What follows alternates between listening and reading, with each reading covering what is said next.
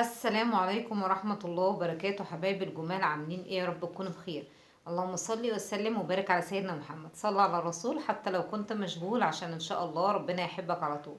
وحشتوني قوي يا اغلى متابعين، ربنا يا رب يديمكم نعمة في حياتي وما تحرمش منكم ابدا ولا من تعليقاتكم الجميلة. بصوا يا حبايبي، انتوا عارفين كده انا بعتبركم زي اهلي وناسي، وبحب افضفض معاكم. ولو تلاحظوا دايما ان انا بحب دايما يبقى دم خفيف على قد ما بقدر، عشان في ناس ما بيعجبهاش ده ولا بيعجبها ده. في ناس ما بتحبش ان انا اهزر، تقول لي يا منى ما تستظرفيش. طب والنبي قولوا لي، ولو ان انا قلبتها دراما وقعدت اشكي لكم مثلا حاجه عندي مضايقاني، او ان انا بمر بظروف معينه او كده، الاقي الناس تنتقدني وتقول لي مثلا ايه، ما تصدرناش الطاقه السلبيه. طب انا اعمل ايه؟ قولوا لي انتوا. يعني انا والله انا زي ما بقول لكم، انا بشارككم في حلو ومر. لو في حاجه لا قدر الله وحشه مثلا بقولها لكم، ولو في حاجه حلوه بشارككم. وهي ده اليوتيوبر، ما هو مش كل حياته بتبقى حلوه، مش كل حياته بتبقى وحشه. احنا بنشارككم ده وده بنشارككم ده. حتى لما بعمل اكله بسيطه بشارككم فيها يا حبايبي. يعني انا مثلا بعمل مسقعه، عدس، مش عارفه ايه، بشارككم فيها. ولما بعمل اكله مثلا فيها غموز، او فيها مثلا الحاجات اللي هي اللحوم او الحاجات الفراخ او كده، برضو بشارككم فيها. يعني ايه، تلاقوني بده وده، مش على حاجة واحدة يعني. ماشي يا حبايبي.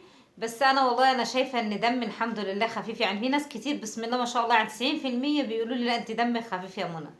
فاهميني؟ فانا على قد ما بقدر والله يا حبايبي بخلي دم خفيف، عشان ما اقلبهاش نكد كده. والناس عشان برضو المتابع لما هيلاقي ايه طاقة سلبية، ويلاقي مثلا كآبة وكده في الفيديو، هو نفسه هيكتئب وهيطلع، لان الناس عايزة اللي يفكها. هي الناس مش ناقصة خلقة، كل واحد فيه اللي مكفيه.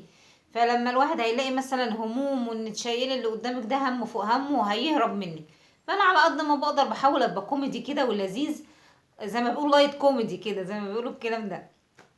بس يا حبايبي، وبحترم كل قنوات النقد على راسي من فوق. وانا بحب برضو استمع لكل قنوات النقد يا حبايبي، انا ما بزعلش من حد خالص. ماشي. انا بحب اسمع لكل الناس وباخد النصايح، لان احنا من غيركم ما نسواش حاجة. لازم برضو قنوات النقد دي يا حبايبي والله العظيم هي ليها فايدة لينا.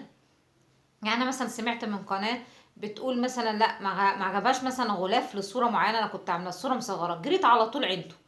يعني انا ماليش غيركم يا جماعه، والله انتوا المتابعيني كلكم حبايبي على راسي من فوق. انا لازم استمع الراي والراي الاخر، ما ينفعش رايي من دماغي على طول. فاهميني يا حبايبي؟ لاني انا الهدف ايه من القناه؟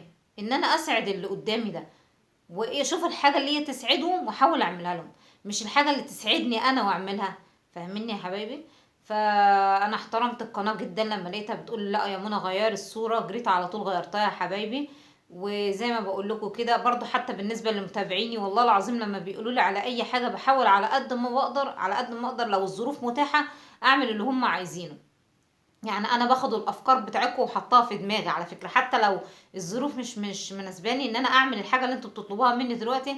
زي مثلا في حد طلب قال لي اعملي يا منى كفر للانتريه، انا مش باخد كلامكم واضربه في عرض الحائط زي ما بيقولوا. لا والله انا حاطاه في دماغي ومسجلاه، بس اول ما الظروف تسمح ان شاء الله اعملها. يعني انا بشوف ايه الاولى عندي اجيبه، وبعد كده يعني يقول لك ايه الاهم ثم المهم. يعني الحاجه المهم الاهم اكتر اجيبها، وبعد كده اعمل الحاجات التانية. فانا زي ما بقول لكم يا حبايبي، وكلامكم على عيني وعلى راسي والله العظيم. واي نصايح بتدوها لي انا باخد بيها، لان كمان انا عارفة ان اللي بيديني النصيحة ده بيبقى خايف عليا.